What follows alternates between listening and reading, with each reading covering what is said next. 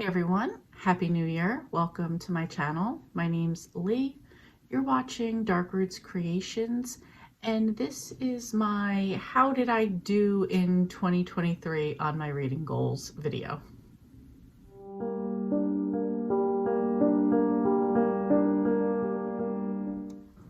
Okay, so we are in a new year, so I always like to look back on what I did, what I didn't get done, review that, acknowledge it, and move on. So I figure we would go over my 2023 goals real quick. This shouldn't be too long, and see how I did. So first up was my Goodreads goal, which I set at 52 books. I read 127, so did pretty good on this one. Next up was my Serious About Series challenge, or SAS. For 2023, I decided to pick 2 authors and just try to read as much of their series as I could. So for Nora Roberts, because it was 2023 and we were going with trilogies, I decided to pick Nora Roberts and read all of her trilogies that I hadn't read up until that point. That was 13 trilogies I had to read. For that, I finished 7 trilogies, so did not hit my mark, but made significant progress, and I'm happy with that. My overall reading goal for every year is to try to catch up on all the Nora Roberts backlist and current list, because she's still writing, and get those done. So this is an ongoing project. 7 out of 13, not too bad, so at least I got halfway there. I have the same goal for Debbie Maycomer, to read all of her books. For 2023, I wanted to finish Cedar Cove, which I started in 2022. I had read the first 4. So for this, I needed to read 5, a novella, 6, 7, 8, another novella, 9, 10, 11, 12, Welcome Back to Cedar Cove, and Lost and Found in Cedar Cove, which is also Rose Harbor 15 and a half.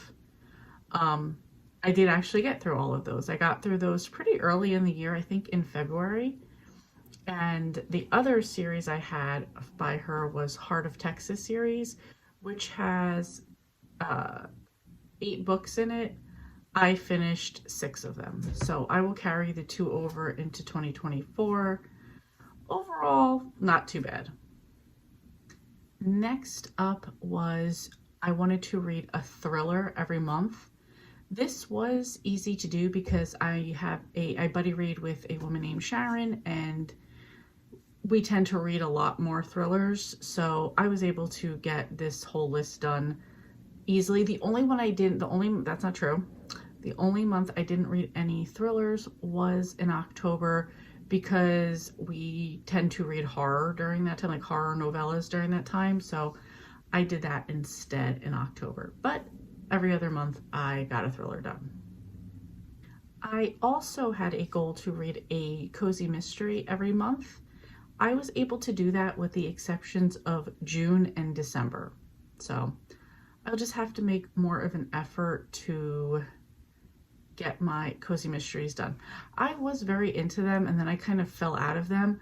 I have a specific series, a bunch of series that I like, so I'm going to continue just reading those, and just have to be more aware that I need to get them done.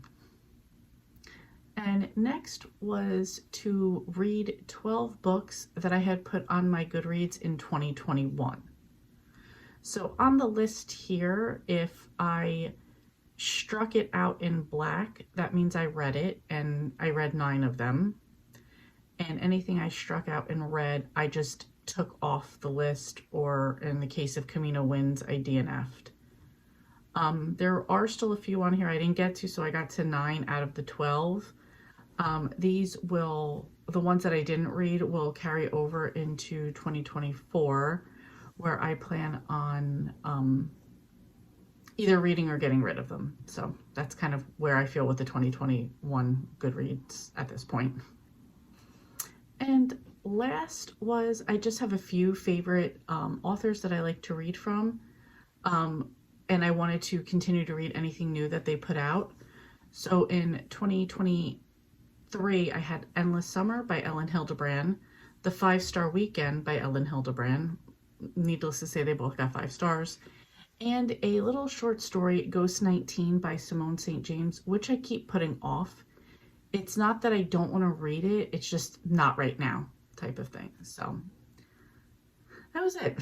So as I'm looking back, it's like I kind of mostly hit some, like 2 out of the 3 in my favorite authors. I hit 9 of the 12 in the 2021 books.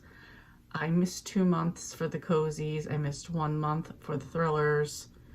I hit all the Cedar Cove, but I didn't hit all of the Heart of Texas, and I got 7 out of the 13 of the Nora Roberts trilogy. So it was like kind of hit some, didn't hit them all the way. So a little disappointed about that, but I'm not going to dwell on it. I have new goals for 2024 that I'm looking forward to.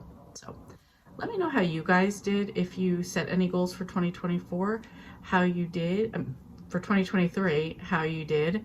And yeah, that's it. Happy New Year. Thank you so much for watching, and I will see you next time.